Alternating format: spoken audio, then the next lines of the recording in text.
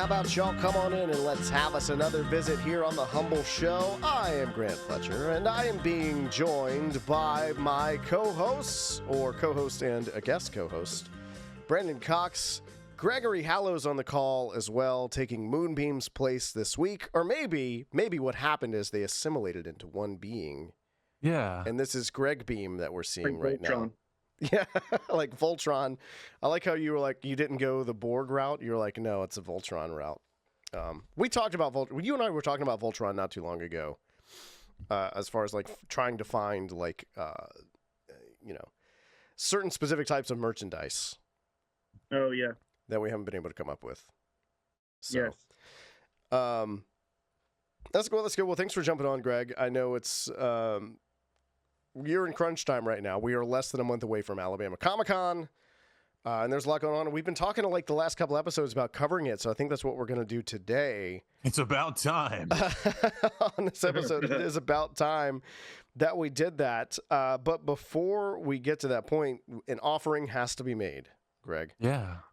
Meaning that you're going to have to recommend a song to us before we can get to that point. Oh. Do you want to take a minute to think about it? What's that? No. Any song? Any song. Could be anything you're feeling right now. Well, I mean, it can't be lame like the Happy Birthday song. Like True. It has to be, No. No. Although it's public domain now. One of my favorite songs ever is I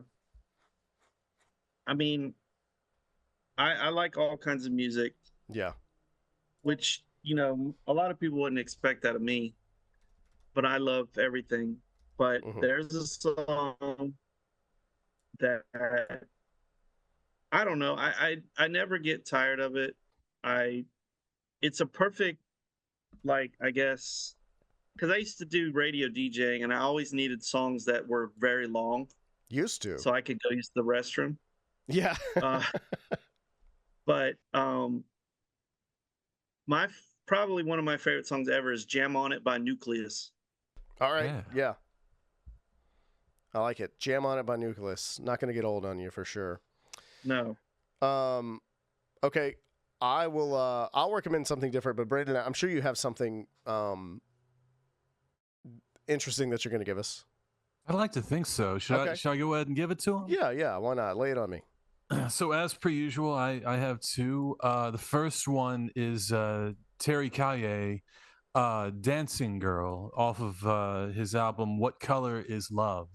Okay. It's one of my favorite soul songs. It's by no means a single. I think it's about 6 or 7 minutes long, but I mean it just builds and it's so very emotional. The guy started out as kind of like a folk revival artist, much like Bob Dylan.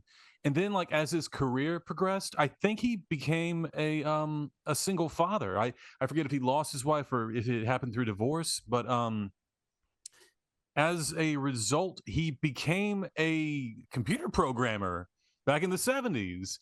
And he did that for about 20, 25, 30 years. And he had a career resurgence in the late 90s, early 2000s. I think he had some tracks with Massive Attack.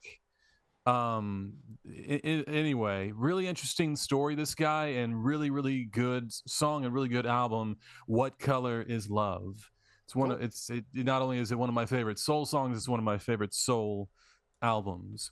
The second track would be Losing Touch by a band called My Vitriol. They are one of those basically did one albums and dipped. They were around in like the early 2000s and kind of had like an emo post-hardcore sound that had a heavy dose of like shoegaze. It was really interesting, really good stuff. Their one album is worth listening to by anybody who likes rock music. I would highly suggest it. All right. Very cool. I like that. Well, since we're going in that kind of vein, I guess, at least off your first one and Greg's or whatever, I'm going to go ahead and correct course, and I'm going to go to a song that I don't skip whenever I hear it come on shuffle, and that is going to be If You Want Me to Stay by Sly and the Family Stone. That's a good song. Yeah. It's got a real cool, like, just kind of Fun little bass line throughout the whole thing, and it's a good tune, man. If You Want Me to Stay, Sly and the Family Stone, great song. Yeah. Well, was it sampled? What's that? Was it sampled like every other one of his songs? It might have. Yeah, no, that's one of those things too. He is one of those. That's one of those artists that like has shown up in a lot of things, and yet like, yeah, you probably didn't even know his name. Let's see, sample. I'm gonna find out right now. As a matter of fact, I bet you it has been. Whosampled.com. I bet it has been. Let's see. I'm looking right now. Epic 1973. This is the Freshest by Nonfiction. The Dog Pound feats Snoop Dogg and Uncle Chuck. I don't know if that's... Yeah, it says sampled in 16 like songs. Charles Barkley? What's Charles that? Barkley. Charles Barkley, yeah. He had to, Shaq did so well, he had to get in on it. You know what I mean? Yeah, it says it was sampled 16 times. But nothing like... nothing that really stands out. I mean, some artists that you would know, but none of their like Paramount songs. Yeah, no like soundtrack tunes. You know what I mean? Like songs that were laid down for a movie soundtrack. Like yeah. Oh, the DOC sampled it on. That's a good album. Yeah. That's on there as well. Dana Dane. That's kind of old. I don't know if everybody knows Dana Dane. Yeah. Dre Dog back in 1993 sampled it. Dog. So, I mean, this song got around. Not a lot of, I guess the big ones would be DOC and Dog Pound. Yeah. Dana Dane. That's awesome. I loved Dana Dane when I was a kid. We've been talking a lot about, like we said, or not talking a lot about, but hinting at Alabama Comic-Con because it is coming up in less than a month, a couple weeks away now. Yes. Just a few weeks away whenever this thing drops. And we had sort of an explosion of guest announcements hit all at the same time. That happens a lot. Yeah, that does happen a lot. So, which is awesome. I love it. It gets people excited. It gets me excited. And the thing is, like, people will ask me questions about, like, oh, is this person going to be here there? Is that person going to be there or whatever? Most of the time, I don't know who's going to be there until they're officially announced. Sometimes, Greg, like you and I will talk about it ahead of time. Yeah. And you might even say, hey, what's that? I'm pretty superstitious when it comes to that kind of stuff because I'm worried if I say anything to anybody, something will happen and it'll get messed up. Yeah. So I keep them to myself until it's time. And then I also kind of like surprising everybody. True. No, I enjoy it. Honestly, I do. Like sometimes, like especially if it's wrestling related, you'll be like, hey, what do you think of this person? Do you think this person would pair with that person? Mm-hmm. And then like we'll have like you and I will have like a 90-minute conversation about wrestling. Just out of nowhere. So that's typically how it goes with me and Greg. Yep. That's most of our conversations. Yeah. Hey, what wrestlers should we work with next time? Which is great because we've got a ton of, we can go ahead and talk about the wrestling if you want to. Yeah.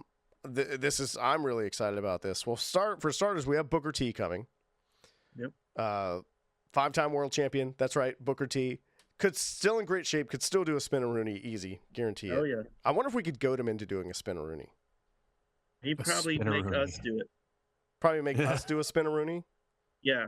I don't know. I'll pull an Undertaker and say, nah, that's not me. Yeah. Act like you're going to do it and then leave. Or try to chokeslam him, but you can't because he's way too tall. No, he would crush. He would crush. He's a large man. His hands are humongous. Yeah, he's a large man. I'm real excited to work with him, though. It's going to be really fun. We didn't get to do a panel at Louisiana Comic-Con last time because he ended up having to go. He was only there for one day. Yeah, he ended up having to go do his real job, his wrestling job, running his promotion. Here's hoping that no phony Hare Krishna is bothering this time. Oh, no, yeah, the Hare Krishnans. Those guys are banned. Yeah. Good. Forever. We talked a little bit about that when we wrapped up on Louisiana Comic-Con earlier in the year. Y'all can go back and see it. I was thinking about that the other day. How things almost got ugly between me and a pretend monk. But I digress. And then also, but you're bringing in the Nation of Domination. Yeah. The Nation. And I mean, not just like one or two of them. The entire nation. Yeah. No. And that's the thing. Like, there's no way. I know people have this pipe dream that and I guess it's flattering, but that we're gonna book The Rock. There's certain guests that just there's no way. Yeah. I announced, we announced D-Lo, and then we announced Godfather, and then, Ron Simmons, and I was like, man, this is pretty good. And Mark Henry was kind of like an option, but I didn't think I could do it because he's, does the podcast and he's really busy. Yeah. He still does commentary sometimes, and yeah. Yeah, exactly. And so does Booker. So Booker's always like, work with his schedule, but Booker's one of the nicest dudes that exists. Yeah. And Ron's one of the nicest people. And Ron hooked me up with Charles and D-Lo. So it's nice when you talk to somebody and go, oh, Ron's, hooked you up with us. We'll do it. Like, we don't even care. Yeah. That's awesome when somebody trusts somebody else's judgment that much. But I figured, well, at least I should try to get Mark Henry, because that was the only other person I could think of we could get that made any sense. And Mark Henry on his own is a good guest, by himself. Oh, yeah. But legend. Once I got the other three, I was like, I might as well just try and see. But as soon as we announced the first three, then the next thing was, well, why don't you get Mark Henry? And I was like, well, nobody knows when they post all this stuff online that I'm trying all this behind the scenes, but I can't really talk about it. Yeah. But then, we announced Mark Henry, and then it's like, oh, well, now you got to get The Rock. And one of my pet peeves when it comes to announcements for guests is hate's a really strong word, but I really, really don't like when I announce a guest and then the first few comments are, now you got to get so-and-so. It's like, why can't we just be happy with what we got? Yeah. It's like, first of all, I don't got to do shit. Well, that's true, but well, you're thinking about it more from the perspective of like the guest who's actually going to be there in front of everyone. Yeah, and the thing is, a lot of people don't realize that the guests look at the announcements and they read the comments and they, I would hate to be the guy that you announce this really cool guest, and then people are like, well, why don't you get somebody else? and like, for me, it would be like, oh, they want this other guy and not me. Like, I would feel like really crappy. So yeah, I try to delete a lot of that stuff just because I don't want to make them think they're not wanted. And I don't think most people do it as like a negative. It's just they're excited and they're like, oh, maybe they can get, so-and-so too. But from my perspective, it's like, man, I'm announcing these really cool guests and all I see is, why can't we get this guy too? I'm like, yeah. I mean, I don't know, maybe. I've always thought about goofing and like posting a comment being like, hey, why can't we get the ghost of LeVar Burton? And it's like, LeVar Burton is still alive. But I want the ghost of LeVar Burton. Yeah. No. Wade Boggs is rolling over in his grave right now. Yeah, exactly. That's right. Yeah, well, you were going to say, because we have Ron Simmons here, and like you said, a lot of people respect his opinion because that guy is like, he is a well-respected figure. Like in the world of pro wrestling, people respect Ron Simmons and they respect his opinion and they just everything that he's done. And you don't cross Ron Simmons either. Like you said, he's a really nice guy, but at the same time, everyone in pro wrestling is afraid of Ron Simmons. Oh yeah, I wouldn't want to make him mad. What's that? I wouldn't want to make him mad at all. No. God no. I mean, I think it'd be hard to make him mad. I really do think you'd have to try. Oh yeah, he's one of those guys that, kind of just always in a good mood. Like nothing really bothers him. No, he's genuinely a really nice guy. I think if you know for a fact that you could twist the neck off of anybody, it's probably hard to like get you riled up. You know what I mean? Like if you just know that in your bones. And that he's got to be, extra touchy these days after he lost his brother, Richard Simmons. Of course, yeah. His older brother Richard recently passed. So tough times.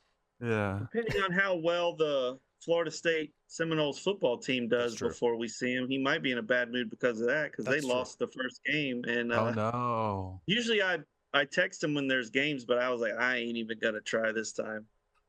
That was an unexpected defeat. Wait, so you're texting Ron Simmons about Florida State games? Oh yeah. Wow.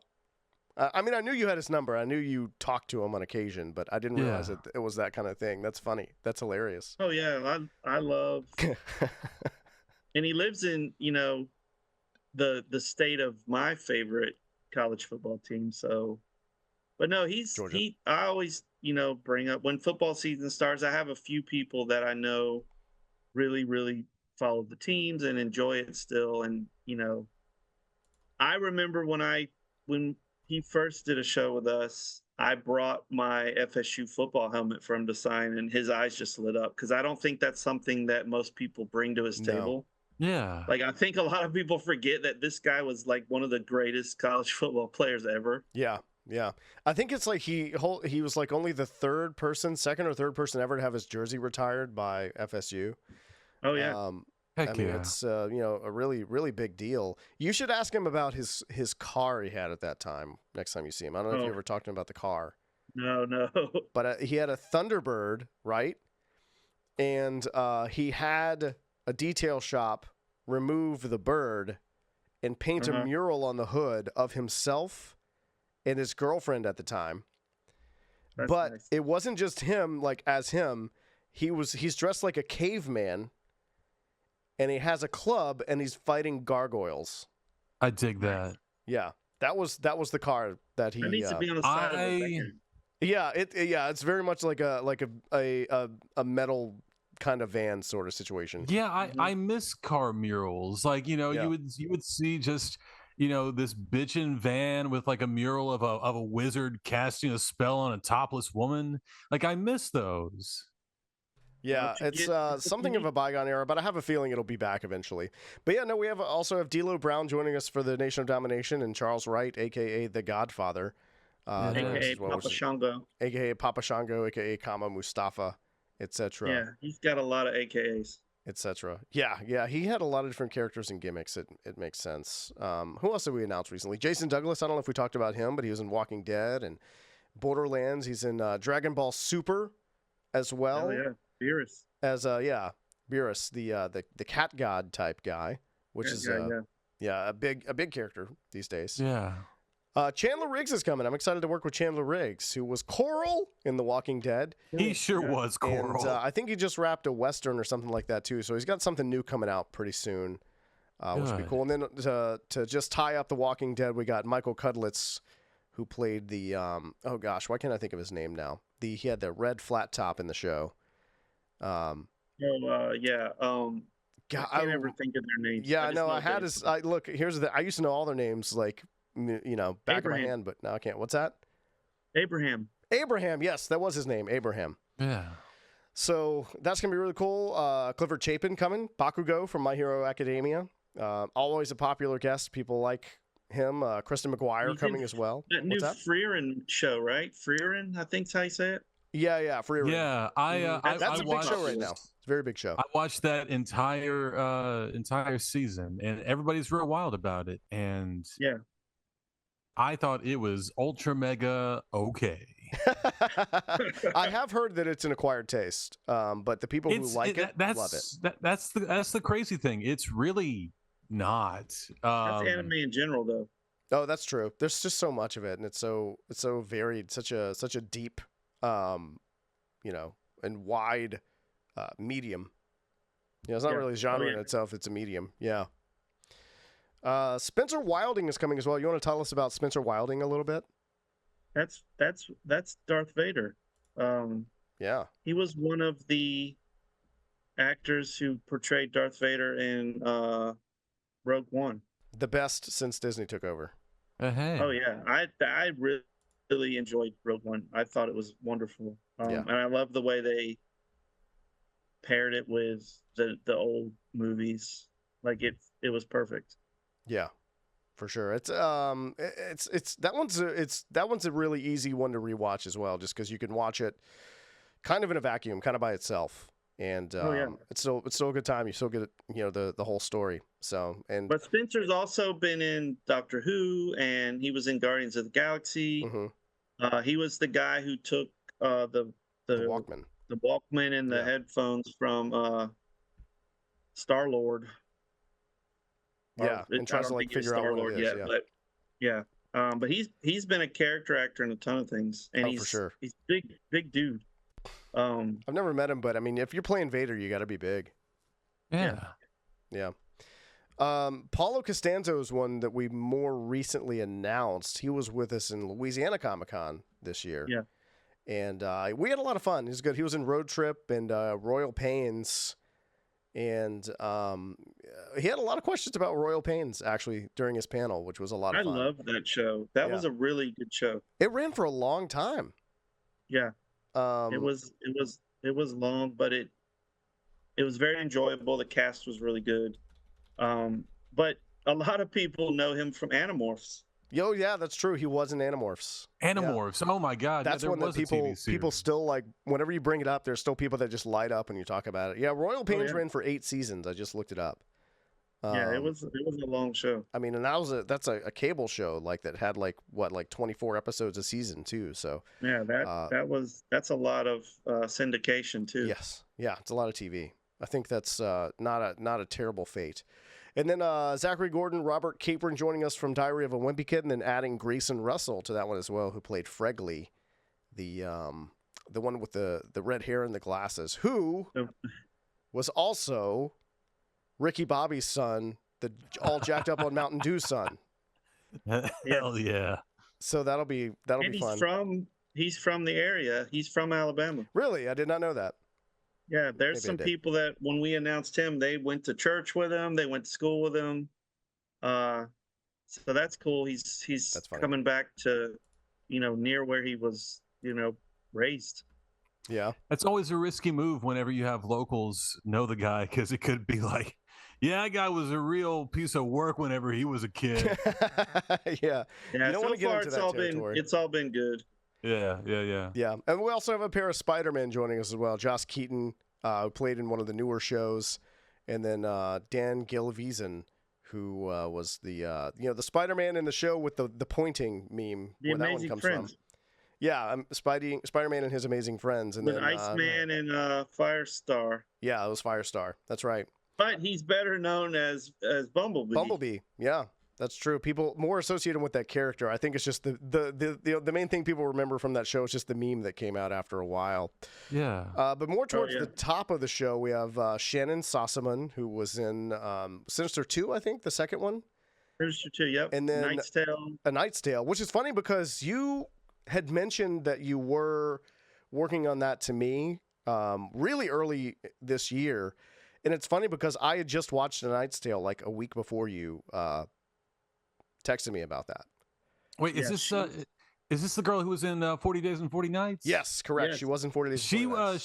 She drummed for a band for a bit. Really? Yeah. I think this is the second. Huh? I think she was singer too. You can tell how far I am into my research for the show, by the way, based on all my reactions. Yeah. To everything else. Wow, I did not know that. Okay, cool. And this person is in movies, correct? That's the thing that they do, movies? Yeah. And she was in Wrist Cutters. That's another one. Yeah, that was she was like a 90s, like, just very, very popular. Oh, for sure. Tons of stuff. And I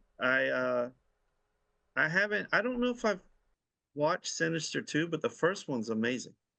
Yeah, it's a solid series. Yeah. I need to rewatch the second one now because of the show, but I think I may have watched it, but I do need to see it again. I can't tell you I remember a lot about it, but I'm real bad about just certain movies just totally like escape my brain sometimes. It just happens to me. The guest I keep getting asked how did I make it happen was Pam Grier. Yeah. But I mean, she's not a stranger to doing Comic-Cons. No, but I guess it's one of those things where maybe not a lot of shows around us, so people don't really know that she does do a lot of and she's a pretty busy lady. I mean, she's been in a ton of stuff, and if I remember correctly, she has a PhD in something. That's awesome. And she's just still doing her own thing. And when we got Pam, I had to ask to get Fred Williamson because we've worked with him before. Oh, the Black Caesar connection, right? And I knew, I knew that having them together would be awesome. So I was very excited when I finally got a response from Fred about doing the show, and he was like, "Oh yeah," because I told him, I said, "Hey, we're doing the show in Birmingham, and we already have Pam Grier. I think it'd be cool for the fans to have you both there." And he's like, "Oh yeah, that's a great idea." So yeah, a lot of times you have in your head like, "Oh, this is a great idea to me," but it doesn't always translate. Yeah. But luckily, we had that connection where we worked with them before, so it made it easier. Right. So I'm excited to have those two there because, I mean, to me, Pam Grier's been popular for, forever. And she transcends like age groups because there's some people that only know her from the 70s. There's some people that know her from just Quentin Tarantino. Yeah. There's some people that only know her from like Jawbreaker or, there's the L Word. Mm-hmm. There's some people that only know her from that. And it's like, man, she's been like how many decades is that? Like she's been a movie star for a long time. Also, I'm pretty sure she's in a little bit of Bill and Ted's Bogus Journey. Maybe so. She's like the MC for the Battle of the Bands or whatever, I think. Or oh wow, maybe really? she interviews the band or something like that. She's an anchor. And she's also done like voice work. Like she's been a voice actor, so she's been in everything. And then Fred's got another connection. Like there's another football guy. Yeah, with Ron. True enough. And everyone, football's a big thing here, so it was cool to get him. Like last show he did with us, I actually have a rookie card of his signed by him. That's awesome. That's cool. Hold on to that forever. Yeah. I mean, it's sitting behind me on my little board behind me. Fred the Hammer Williamson, I mean, just call him Hammer, but I mean, legend. Played, like you said, played in Super Bowl I. It was in From Dusk Till Dawn. Whenever we do the panel, I'm sure we're going to talk about him suing Quentin Tarantino. Later on, he does talk about that during his panel. Glorious Bastards. Yeah. Mm-hmm. Oh yeah. I mean, just a cool dude.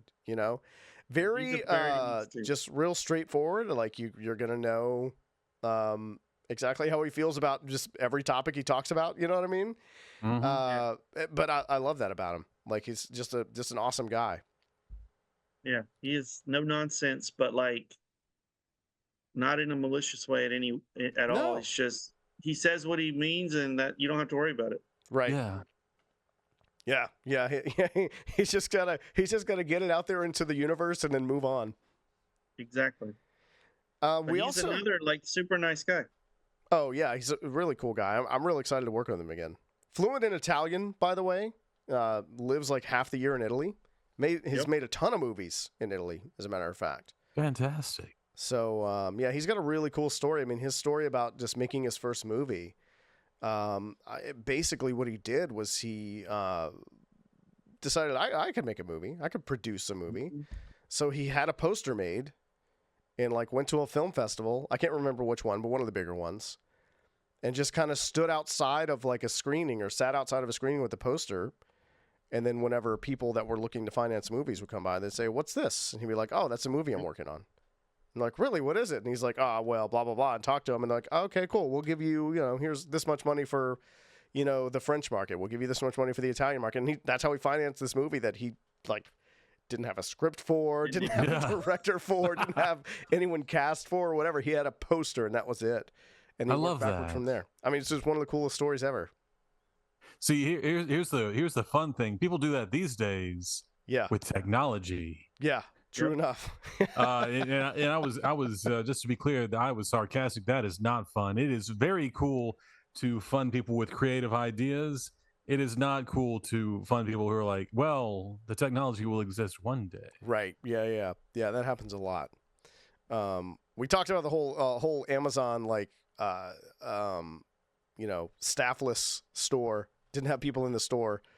And they were like, "Oh yeah, it just automatically charges your Amazon account to it or whatever." Like the technology just knows, and it turns out that what it was is they just had a center overseas where people were just watching cameras, and when they saw you grab something, they just added that to your Amazon cart. That was it. That was the technology. It was human beings the whole time. The whole time. It was just the invisible staff. Now, one person we haven't talked on, though, is George Newbern, who is the voice of Superman. Yes, and Sephiroth. And Sephiroth, yeah. Yeah, Superman from, like the iconic Superman shows. I mean, yeah, people talk about those earlier ones, and yes, those are iconic, but, like, for people in my age group, you know, that Justice League series, huge, iconic. Oh, yeah. Yeah. So I'm really excited about Alabama Comic-Con. I want to know who everybody else is excited to see, too. Also, I didn't even mention Jason Baker, who is a mask maker, effects artist, worked on The Black Phone with Ethan Hawke, and has made a lot of wrestling masks, including Bray Wyatt's masks. And he had a lot of his work was featured on WrestleMania this year. Yeah. Good. And he's doing the new the Six, the family, the Wyatt Six. Yeah. Yeah, he did all the stuff for them too. Yeah, which only makes sense that he would have done that. So I'm sure we're going to be talking about that as well, because that's very, very current. You can't mention we're doing a Comic-Con without having comic book artists. John Beatty, who coolest guy. This year's the 40th anniversary of Secret Wars, so I was excited to be able to get him because he's, he created or helped bring to life the black suit for Spider-Man. Yeah. Yeah. Which I hope eventually they do justice to it in the movies, but so far they haven't. Yeah. But I think, one of the Marvel movies in the pipeline is Secret Wars, so maybe they'll do it the right way. Who knows? We talked about that one recent time where we worked together. He said he's kind of working on a little bit of Secret Wars art, just with anticipation of Marvel launching some kind of Secret Wars movie or series or something like that. And he said, even if they don't do it, he's like, it's still Secret Wars, and I still worked on the original one, so it doesn't really matter. Exactly. Yeah, it doesn't. I'll just have this extra artwork of something that I worked on that people want anyway. Yeah. Yeah, but the story behind that, I'm sure we're going to talk about that as well, Secret Wars, and just how Marvel came in and said, y'all got to change like all these characters and go. That's it. And that was what they came up with for Spider-Man, but there's several other characters that they had to just tinker with and tool with, and that was really cool. It's a really cool story. Yeah. And we also have a local guy, Nolan Woodard. Yeah. He's also works for Marvel. He's worked on a lot of stuff. Some of my favorite art he's done is like some Wolverine stuff and either Boba Fett. I think it's Boba Fett. Yeah, he did some Boba Fett, some Star Wars things, some Mandalorian things. Yeah. And he did, like, the Wolverine he did was with, I believe, X-23. I think I remember some of the covers. But, yeah, another Marvel artist, really good. His artwork's amazing. But he's also a local guy, so that's cool. Because that's one of the things, you put on a show and you call it a Comic-Con. If you don't have comic stuff there, people lose their minds. Yeah. But I think even with just the two artists we have, it covers so much fandom because they've worked on so many things. Because, I mean, John Beatty, of course, is known for the Black Suit Spider-Man, but he was also a huge artist on Captain America. Yeah. He worked on Batman. He's done a lot of artwork because he's been, working for so long. And he's still, putting out great work. I've watched him like draw recreated covers for Secret Wars 8. And it's like, this is insane watching, like, it's, someone's putting your childhood on paper. It's crazy. Yeah. It really is crazy. It is kind of mind blowing because sometimes he'll work on stuff at the table. He doesn't do it as much, at least not anymore. Yeah. We did talk about that, he's talked about how he doesn't really like to do, too many have his head down too much, but sometimes he will if he feels like it. But yeah, 'cause he likes to talk to people. So like he doesn't want to have somebody walk by because a lot of times if somebody walks by and he's actively drawing, they don't want to bother him. So a lot of the artists now just they'll take the commission or whatever and do it in their hotel room, or they'll end up drawing it and sending it to the person later. That way they can actually, focus on it more.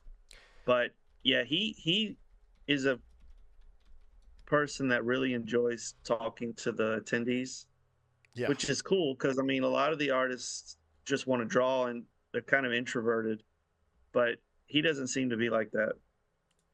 No, not at all. I mean, he'll go on for a while. His panels are always a lot of fun, especially because like I always say, like the people who show up to his panels are the people that really want to know about the process, which is really cool. Why they're so interesting to me. But like if you go to his website, he might take commissions through his website, but I would do it like now because I think he limits them.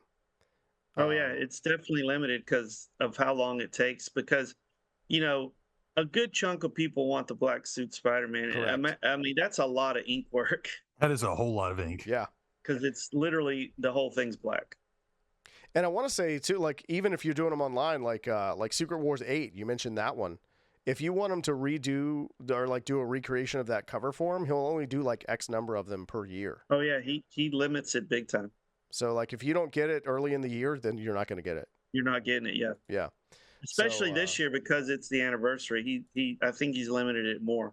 Probably. He's probably doing some kind of special 40th anniversary tag there too. So yeah. I would look into it. I'd ask about it for sure. I'd definitely go to Alabama Comic-Con and just find out, and if not, just pick his brain about it. I mean, geez, icon, like I said. Yeah. Yep.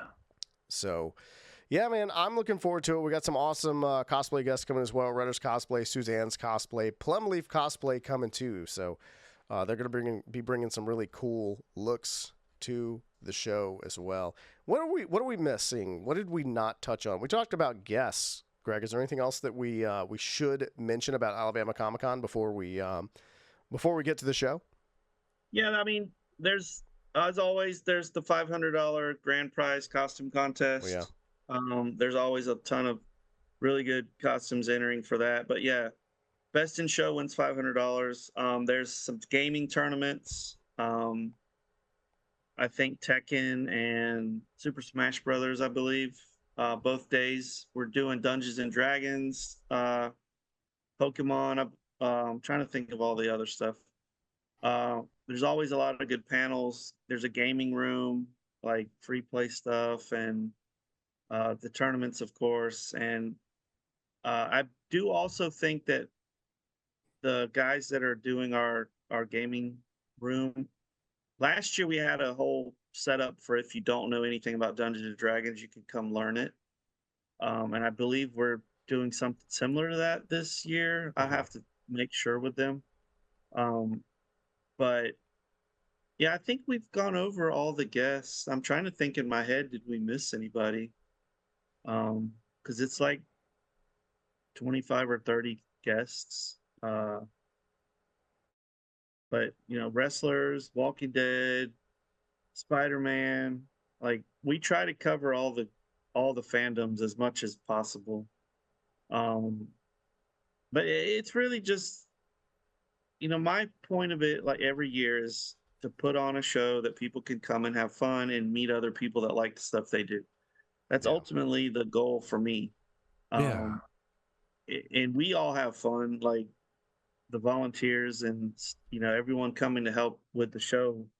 We seem to have a great time, and that's really all you can ask for is all of us to come and hang out and get to spend a weekend doing what we like, which is that's pretty rare that you get to do what you love in any capacity, like on any day of the week.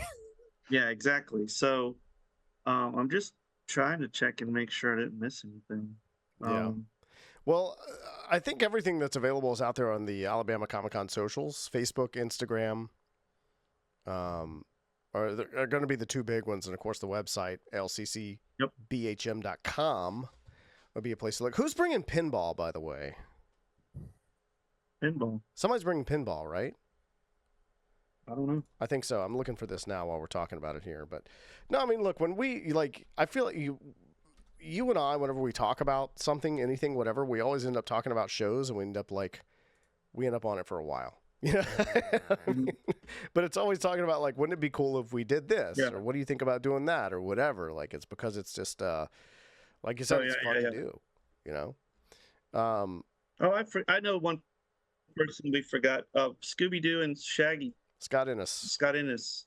Yes, Scott Innes is from my hometown. There too. Yeah, he lives not far from me, as a matter of fact. Yep. So I don't know where he'll be there with his Scooby store. Someone doing that's true. He does have like a whole Scooby cool, setup. That's true. Oh yeah, here it is. Let's see. Scooby. Who is this? MRE Arcade. Oh, that's right. There's a guy that contacted us. He basically has a little trailer that's filled with games, and he does Pokemon stuff. But he contacted us about bringing his little arcade setup. And yeah, I think he has a digital pinball machine that he brings. Yeah, I'm seeing there's a Marvel pinball machine in this. Which I'm excited about. Yeah, I think there's Marvel pinball, and then he has like a Minecraft setup where kids can play Minecraft together, and then some other arcade stuff. But yeah, it's just another option for arcades and just more things to do. All right, well look, here's the deal. That's going to be during the show. I won't have a chance to hook it up. Now I want to know, Humbl Fam, if anybody knows of any good spots to play pinball in the Birmingham area, I'm going to go look for that, I think. Yeah. At that show. What is this? There's a place called Paramount, it looks like. Cahaba Brewing Co. I don't know if that's really, it looks like a brewery. Isn't there like a video game like bar? Mom's Basement. Yeah. There's one by there's a barcade by my house. The B Arcade. No, I thought there was one in Birmingham, but maybe there's got to be one. I'm seeing one here. Looks like Mom's Basement might be one. I don't know if that's a place. Mom's Basement. I've been there. I don't. They might have had some pinball machines. It was mostly just like a basement dive bar sort of thing. All right. Well, then I'm gonna need some help, everybody. If you're watching this, if you can hear the sound of my voice, tell me where can I play some pinball in Birmingham, Alabama. That's what I want to know. Mother's Basement has a killer record store that's in the same building, as well as a really good the clothing consignment shop. Okay, they got a little bit of everything. They got a little bit of everything. It's a one-stop shop for everything. That's awesome. Well, I want to know, Humbl Fam, what everybody else is excited about. What are you most excited about for Alabama Comic-Con?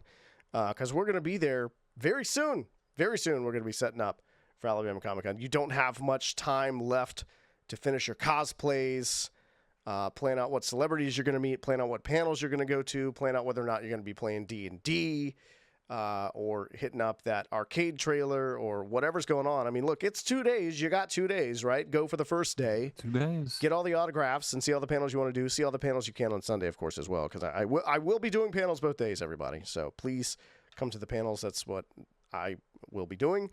But also, the second day, if you go the second day, it's just easier to kind of relax and get everything else in that you wanted to do. It's not as stressful. So that's why I highly recommend going to get those. And of course, you can still get your tickets right now. ALCCBHM.com is where they will at. And we will be right here next week for another little visit here on the Humbl Show. Make sure you are subscribed so you don't miss it. But until then, everybody, stay humble.